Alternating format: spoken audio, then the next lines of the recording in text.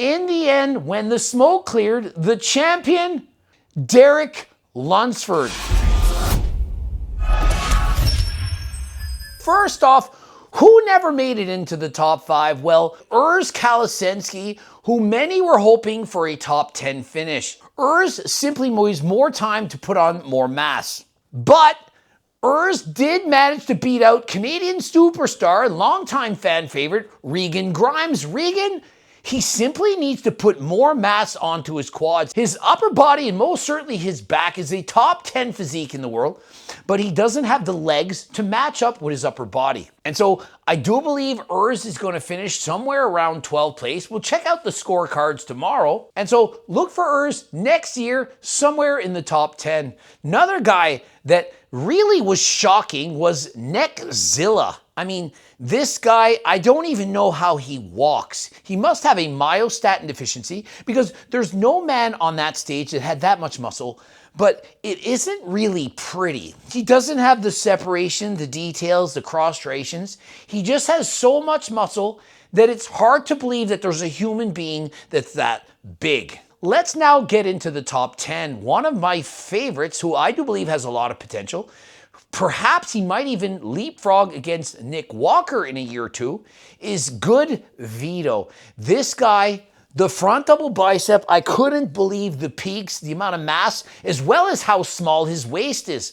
He has amazing quads. He's shredded, separated, huge back. And so if this guy can get a little bit leaner and perhaps put on even more muscle, he has the legs to beat out none other than Nick Walker. I do believe he's going to finish in 6th place. Now, last year, Bob Cicciarello predicted he would get 8th place. And so technically, he did prove him wrong. He got 6th place, but I do believe that him, as well as his fans, are going to be disappointed, as I felt he had the potential to place a lot higher. In fact, of all the years, I do believe that this would have been the year for Nick Walker to perhaps come out on top. He brought the size, but with all that added size, he was weighing 272 pounds a couple days before the Olympia.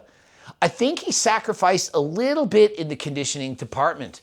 Now, I do believe he came better in tonight's show than last night, but I don't believe it was enough to overcome some of the better and more conditioned opponents. What Nick Walker is missing is, other than his shape, would be to have more massive looking quads. If he could get the quads of the man who placed 5th in Martin Fitzwater, well, he literally could be fighting for 1st place. Nick Walker, from the rear, his back, the biceps, the hamstrings, he's fighting with Derek Lunsford. But unfortunately, from the front, he simply got a weakness. He doesn't have the small waist of a Derek Lunsford, and so he's relegated to 6th place. Now, Martin Fitzwater, I mean, the quads, I do believe, probably the best in the entire world. Of all the guys in that competition, I think I liked his quads the most. He has cross striations, they're huge, and so very, very impressive. He does have a smaller waist, great shape, excellent most muscular, excellent chest, and so I feel all he needs is to add on a little bit more muscle, and of course, everyone can in fact get a little bit more shredded and open, except for perhaps Hadi Chopin, who always comes in grainy hard and shredded. And remember, Martin Fitzwater is the man who defeated C-Bum last year in Prague, and he comes back this year with a solid 5th place finish, but with some more improvements, he very easily could finish in the top 3. And so the moment that you've been waiting for, the top 4, repeatedly in the callouts, every single time, they kept calling the same top 4. And so everyone knew that these were going to be the top 4 finishers. But what was going to be the order? And so in the evening finals, they continuously kept Hadi Chopin and Derek Lunsford in the middle, and to the sides was Samson Dauda and Andrew Jack. And so the more I looked at Andrew Jack, the more I wanted to move up. At one point I was thinking, is it even possible for him to place 2nd? And in comparison, Samson Dauda, the more I looked at him, the less I thought he had enough size. He brought more conditioning, but it seems like for 1% more conditioning, he lost 5% more size. And so Next year, he's going to have to bring the same level of conditioning, but find the methods in order to bring more muscle. In fourth place, to many people's surprise, it was last year's champion, Samson Dauda. Now, Samson, his strengths are, he looks like a classic physique competitor, only with significantly more size. His waist is tiny, his shoulders are wide, but he does have a significant weakness in his back double bicep. It just doesn't have the kind of muscle that you would expect to have. He could also bring more size in his quads, and so overall, we want to see the size he had last year, but combined with this year's conditioning. And so the crowd favorite, and I don't know, I do believe he won the People's Choice Award, Andrew Jack. Andrew Jack, normally he's very quiet, very humble man. He doesn't seem to get excited. He just goes about and does his thing. At this year's Olympia, he was amping up the crowd. He was acting like a guest poser, and I was there for it. Now, the announcers were saying, hey, you can't do that. You got to calm down. But hey, you got to do what you got to do to get noticed, and get noticed he did. He ended up in third place. This is by far his best finish. Andrew Jack had amazing size, amazing detail, but he can still bring even more conditioning. When you compare him to Hadi Chopin, remember, to try and get in the top two, you have to beat the top two. This is a Gregism. And so he could add more striations in the glutes. He could, in fact, have more size, especially from the side chest poses and so on. I wish he would open up more, turn over to the side a little bit, because he doesn't seem to take up as much space. And then there were two. I'm certain everyone knew it was between Derek and Hadi Chopin. They kept in the center, flip-flopping. It was always these two in the center. Hadi Chopin, who's always peeled, he's always shredded. The most muscular, the striations on the chest going side to side, the abs etched in stone, the obliques looking ridiculous, as well as peeled quads from head to toe. However, it seems like he didn't have quite the sizes he once had. Derek, on the other hand, previously, a major weakness for Derek was he didn't have as much size in his legs. Derek noticeably looked thicker, his legs looked bigger, and he literally outsized Hadi. Previously, they carried about the same amount of muscle. You could argue that one was better than the other, but this year it was clear, at least to me, that Derek was better.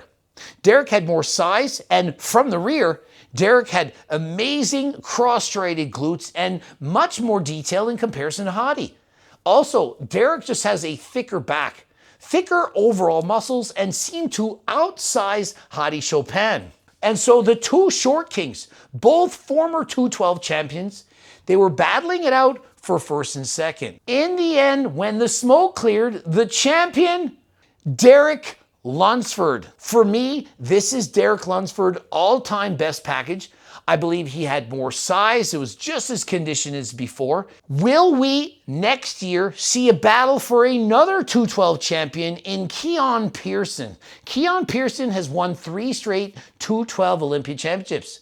He weighed in at 211.9 pounds. And so will we see Keon battle it out for the top 5 at next year's Mr. Olympia? I believe he has what it takes. I would love to see Keon in next year's Open. In men's physique, we saw Ryan Terry repeat for the 3rd consecutive time. And in women's bikini, we saw last year's Miss Olympia champion get relegated out of the top 5. We have several competitors who were former champions get relegated to 4th and outside of 5th place. And so just because you're last year's champion doesn't guarantee you're going to come out on top. Before I wrap this up, I want to tell you this. Men's classic physique, in my humble, which is not humble opinion, is equal to the open bodybuilding.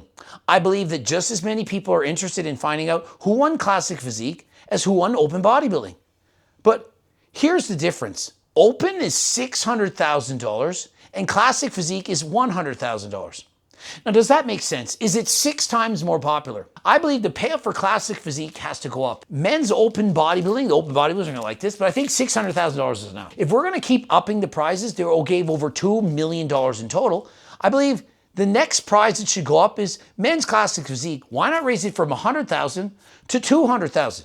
Does that not seem fair? Let's add more prizes to the most relevant categories that bring the most eyeballs to the sport. And remember, there can only be one Mr. Olympia champion. We have several amazing competitors who compete in Mr. Olympia, and the Arnold's is just around the corner with amazing prize money. And so guys who haven't finished in first, and this could include Derek. Perhaps Derek is just going to keep winning more money than last time. He's already earned over $1 million this year. And so my recommendation, if you're in the top 5 and you want to make a hefty paycheck, compete at the Arnold's. We all want to see our favorite superstars competing in the most prestigious competitions in the world. The Arnold's is certainly up there. And so let's see everyone compete next at the Arnold Championships. If you're asking me who is the favorite for next year, of course it's whichever one of the pros is using Turk Builder Max. I wouldn't be surprised if all of them were already taking it, but if you're not, well, you can blame it on not taking Turk for your first place finish. And so,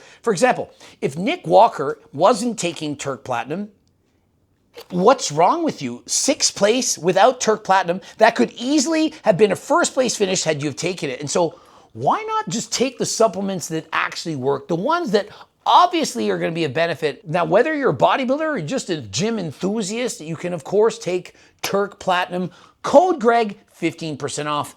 Break through your plateaus. Don't bother taking it if you're a teenager or if you haven't hit a plateau. This is for those who are really serious and want to take their training to the next level. Subscribe, click the bell button, comment to boost the algorithm. Please like the video if you liked it. Don't forget to watch one of those 2 bloops. Of course, the cookbooks, the training books, coaching plans by me and my team. If you're wanting to get the semi-glutides, for example, Ozempic, Tirzepatide, or perhaps Tadalafil, Viagra, Telmisartan, and Clomiphene, you can get your blood work done. All these things at AlgoRx. Code Greg, 10% off. For HGLT supplements, the Seco bars, all of it, you name it, Code Greg, 15% off. And until next time, I am out.